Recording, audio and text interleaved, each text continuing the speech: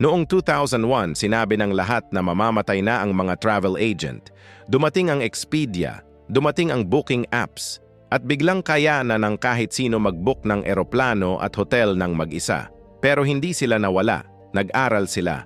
Nag-specialize sila sa mga komplikadong itinerary, luxury travel, at visa logistics na hindi kaya ng simpleng website.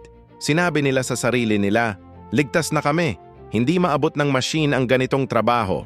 At for a while, tama sila. Pero ngayon, may AI na nagpo-plan ng multi-country trips sa loob ng ilang segundo, nagmamanage ng visa requirements, nag-aantisipa ng flight cancellations bago mo pa maisip. Lahat ng pinag-specialize nila para mabuhay noong 2001, ginagawa na ng AI ngayon.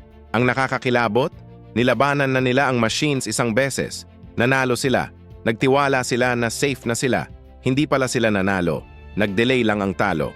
Kaya kung may trabaho kang iniisip na hindi ito maabot ng AI, mag-isip ka ulit at mag-aral na habang maaga pa.